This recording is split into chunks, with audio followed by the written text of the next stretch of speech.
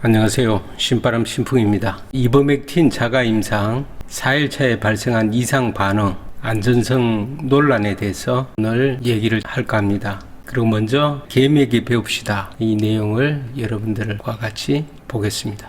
자, 우리가 암 극복의 길을 찾아가는 과정인데 이 과정을 우리가 개미에게 배워야 될 것 같습니다. 제가 한번 읽어보겠습니다. 카페에 제가 올린 글입니다. 집단 생활하는 개미를 보면 먹이를 찾는 행동을 할 때 이리저리 사방으로 움직입니다. 한 연구자가 개미들의 지나간 이동 경로를 표시하게 했더니 온통 사방팔방으로 뒤엉켜서 아주 복잡하고 규칙이라고는 찾아볼 수 없는 혼돈 그 자체였습니다. 그런데 이 복잡한 경로에서 유일한 하나의 직선 경로를 발견하였습니다. 이 직선 경로는 왜 생기느냐 하면 그것은 개미가 처음 먹이를 찾을 때는 사방으로 이동하다가 음식을 발견하면 집으로 돌아가는 가장 빠른 직선으로 이동하기 때문에 생기는 경로입니다. 그런데 개미는 나만 찾은 음식을 가져가는 것이 아니라 다른 개미에게 알려주기 위해 페로몬을 분비하여 길을 안내합니다. 이후로 모든 개미는 음식을 찾는 개미가 분비한 페로몬을 따라 직선으로 이동하여 줄지어 가지요. 그리고 음식을 획득한 뒤 따르는 개미들도 계속 페로몬을 분비하여 이후 개미에게 길 안내를 계속되게 합니다.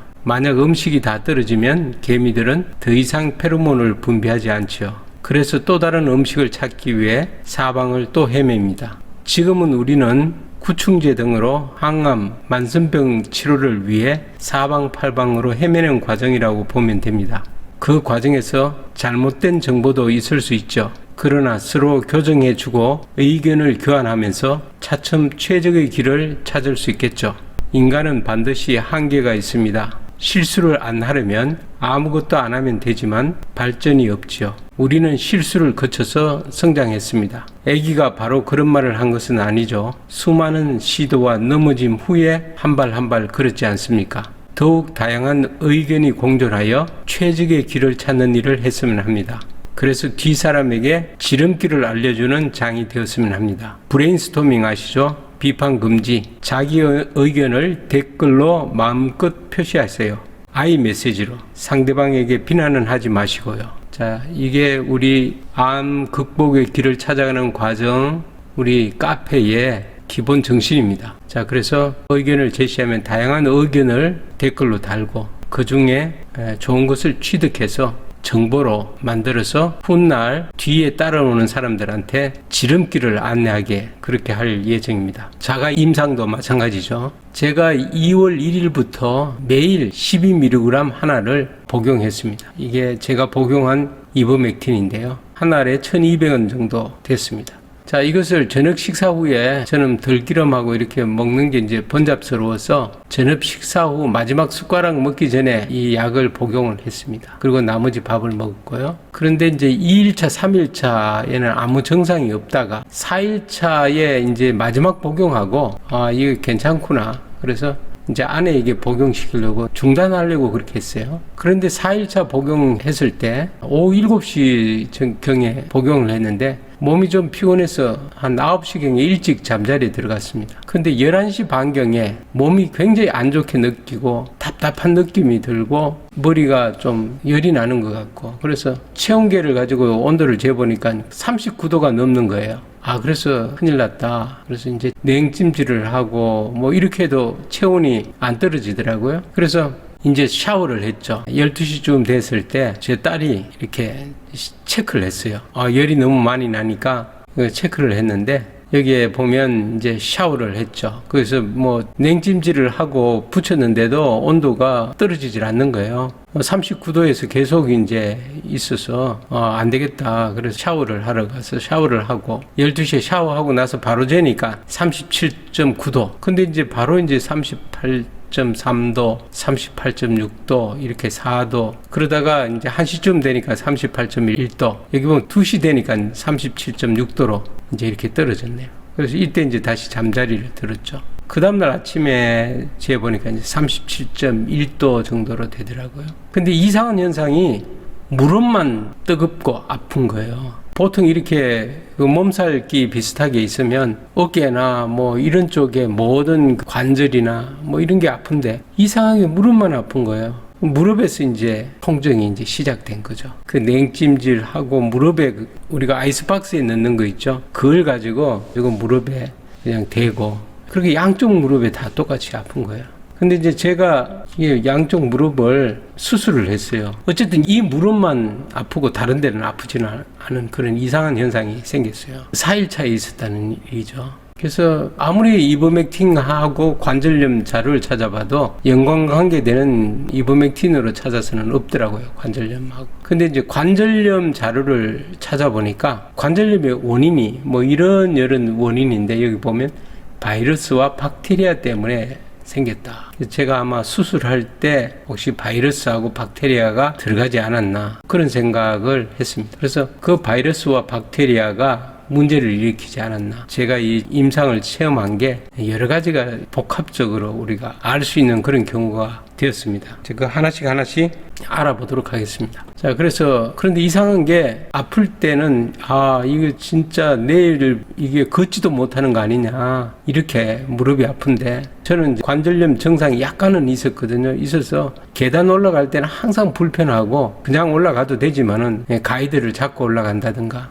뭐 계단은 되도록이면 사용 안 하고 엘리베이터라든가 뭐 이런 것들을 이용했습니다. 엘리베이터도 제가 이용을 하고요. 그렇게 했는데 이 증상이 있고 나서부터는 불편함이 많이 없어지고 부드러워진 거예요. 그래서 관절염이 낫지 않았나 뭐 이런 생각을 처음에는 했습니다. 지금도 그 생각은 하고 있고요. 근데 이제 다른 관점으로도 한번 보게 됐습니다. 4일날 그런 일이 있고 그 다음에 5일날은 그날 아픈 그게 있어서 쉬다가 그러면 내일 먹어보면 어떨까 해서 하루 더 먹었어요. 하루 더 복용을 했는데 그 다음날은 정말 아무 증상이 없었습니다.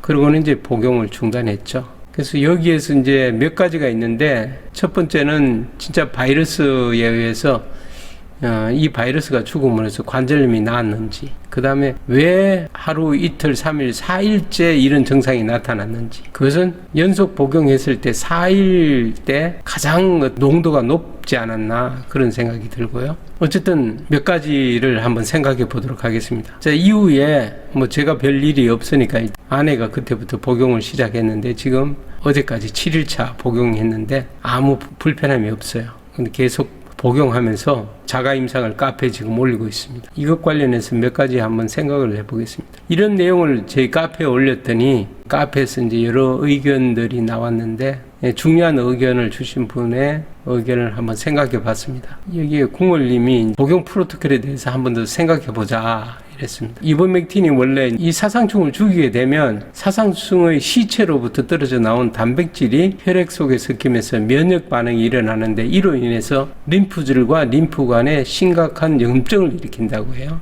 그래서 이 염증이 반복되면 코끼리 다리처럼 이렇게 딱딱해진다는 거예요. 그래서 이거는 이 코끼리 다리처럼 된 것을 이거를 뭐 평생을 이렇게 가지고 살아야 된다고 되어 있네요. 그 다음에 그래서 이것을 이제 상피증, 코끼리 상자죠. 이게 코끼리 상자 상피증이라고 한답니다. 자, 그래서 우리가 이제 이버맥틴이 코끼리 사상충을 죽이는까지는 좋은데 이것을 치료하지는 못한다는 거죠.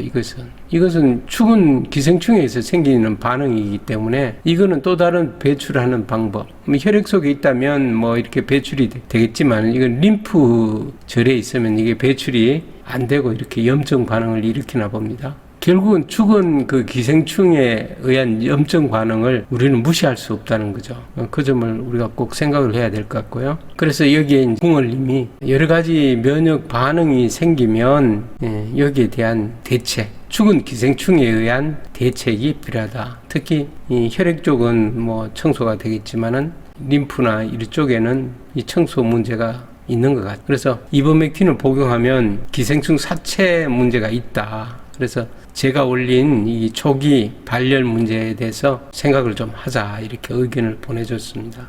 자, 그래서 복용 관련해서 우리가 여러 가지 말이 있는데 오늘 몇 가지를 얘기를 하려고 합니다. 또 새로운 사실이 있으니까요. 보면 우리는 이제 이버맥틴의 항암 효과를 위해서 이버맥틴을 복용하기로 결정을 했고요. 처음에 복용은 기존의 이 방법을 이용했죠. 이버맥틴이 지금 현재 기생충 치료를 위해서 어떻게 복용하느냐. 여기에 뭐 최대 복용량이 대부분 12mg입니다. 물론 여기에 2배 되는 것도 있어요. 이런 기생충에 대해서는 2배 복용하고. 그럼 복용 횟수에 대해서 어떻게 보느냐. 기생충 복용 횟수는 뭐 한 달에 뭐 2주마다 한다든가 뭐 이 정도예요.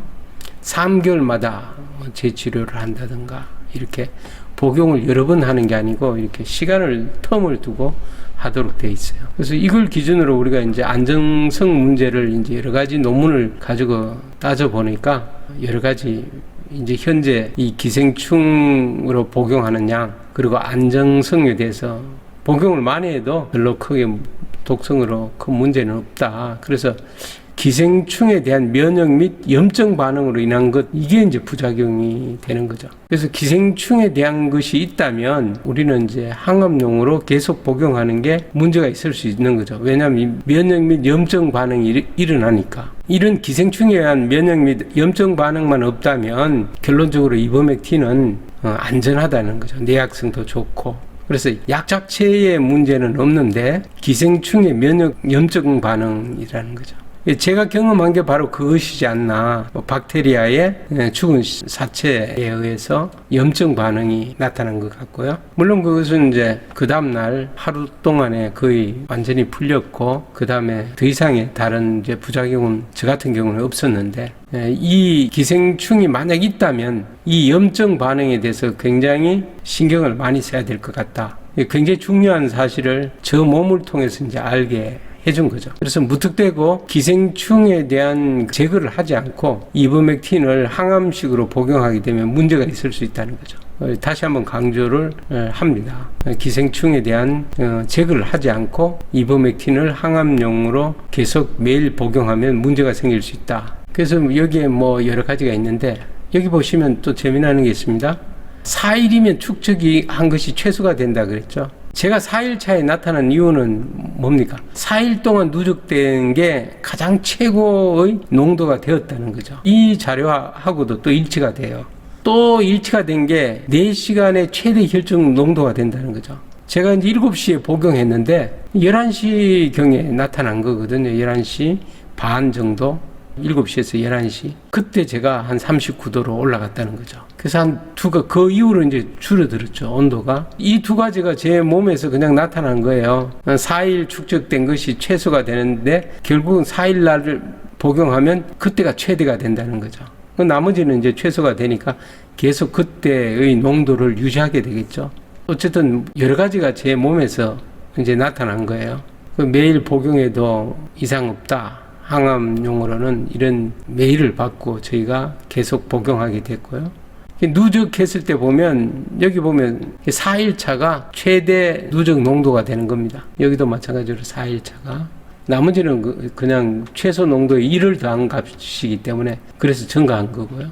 그래서 제가 4일차에 복용 후에 그런 증상이 있었다는 거. 그래서 일정 농도가 됐을 때 뭔가 기생충이나 뭐에도 효과가 있을 수 있다는 겁니다. 그래서 그 두 가지를 동시에 제가 경험을 하게 된 거죠. 그저께 나온 메일이 또 있습니다. 긴자 도쿄 클리닉에서 나온 헤라님한테 이제 답신으로 보내준 건데, 구다 분이 보내준 겁니다. 그래서 이 내용을 이렇게 해석해 보니까 중요한 게 또 이제 발견됐어요. 이버맥틴은 뭐 지용성이다, 이런 우리가 알고 있었던 거고, 지방 흡수를 증가시키고 혈중 농도를 증가시킬 수 있다는 두려움 때문에 공복에 복용하라. 기생충 질환은 공복에 복용하라고 돼 있어요. 흡수가 많이 되면 안 된다는 거죠. 그리고 암 치료의 경우는 이제 반대로 혈중 농도를 높이기 위해서 지방 식사를 하고 복용해라. 뭐 2개월 동안 복용해도 부작용 없다. 똑같은데 이 부분이 굉장히 중요한 거예요. 이 부분이. 자, 기생충 질환이 있을 경우에는 이렇게 암 치료용으로 복용을 하면 안 된다는 겁니다. 혈중 농도가 증가되기 때문에 공복에 복용해야 되고요. 흡수가 잘 되면 안 되고 천천히 흡수가 되도록 해야 된다는 겁니다. 왜냐? 이게 바로 이제 면역 반응, 기생충 사체 처리 과정에서 생길 수 있는 그 반응이 급작스럽게 나타날 때 이게 문제가 된다는 거죠. 그래서 다시 요약을 하면 공복에 먹어야 되는 거예요. 처음부터 이렇게 항암용으로 이렇게 복용을 하면 사실은 안 되는 겁니다. 기생충이 만약 있는 사람은 이게 항암용으로 복용하면 안 돼요. 기생충에 의한 면역 및 기생충 산멸에 대한 증상이 생기기 때문에. 그래서 결국은 이 내용을 자세히 살펴보면 초기에는 이렇게 항암을 위해서 매일 복용하면 안 된다는 거죠. 다행히 기생충이 없는 사람은 아무 상관없습니다. 항암용으로 복용해도. 그런데 기생충이 있는 사람은 면역 반응을 이제 느끼게 되는데 인프필라리아라든가 이런 기생충이 있는 사람은 그런 기생충부터 죽여야 되는 거죠. 그래서 그것은 뭐 한 달 간격으로 먹는다든가 이런 간격이 필요하게 됩니다. 다시 한번 강조하지만은 기생충이 있다고 생각되는 사람은 기생충에 대한 복용법으로 복용을 먼저 하고 난 뒤에 항암식으로 복용을 해야 된다. 이 내용을 먼저 알려드리고 싶고요. 그래서 제가 2월 13일 날 이런 내용도 올렸습니다. 기생충약 복용 순서. 함부로 처음부터 이버맥틴을 복용하지 마세요. 우리는 10월부터 기생충약을 복용한 사람이기 때문에 거의 대부분의 기생충은 죽었다고 보고, 그래서 그것도 미세 기생충 같은 경우는, 제 같은 경우는 안 죽었는 거죠. 박테리아 같은 경우에 안 죽었기 때문에 이제 복용 후에 그런 반응이 일어났는데, 처음부터 기생충이 있는 분이 이렇게 이버맥틴을 복용하게 되면 그 순식간에 기생충이 죽으면서 나타난 현상, 특히 디스토시정 같은 경우에도 뭐 3시간 반 만에 이 최대치로 올라가고 바로 복용 즉시 흡수가 돼서 약의 어떤 기전이 동작이 되기 때문에 굉장히 복용하는 사람들이 만약에 흡충이 있을 경우에 굉장히 고통을 느낀 그런 사례가 많습니다. 그래서 어쨌든 그 이버맥틴은 기존 기생충약을 복용해서 기생충으로부터 없다고 생각하는 분이 이제 드셔야 된다. 저같이 기생충이 없는 상태에서도 이렇게 관절염이나 이런 증상 때문에 나타나는 이런 현상도 있을 수 있다. 참고하셔서 복용하실 때 함부로 따라하지는 마시고, 물론 지금 뭐 3, 4일 몇 번 드셨는데 몸에 이상이 없으면 이제 매일 드셔도 괜찮은 거예요. 그래서 중요한 거는 초기에 반응을 보고 기생충 반응이 만약에 있을 것 같으면 조심해서 복용을 하셔야 될 것 같다. 그런 정보를 알려드립니다. 자, 처음으로 이 복용하는 거기 때문에 여러 가지 현상들이 나타날 수 있으니까 특별히 이 현상들에 대해서 우리가 카페에 자료를 공유하면서 뒤에 오는 사람들한테 이런 부작용을 최소한으로 겪도록 우리가 지름길을 안내하는 역할을 해야 되겠습니다. 이상입니다. 감사합니다.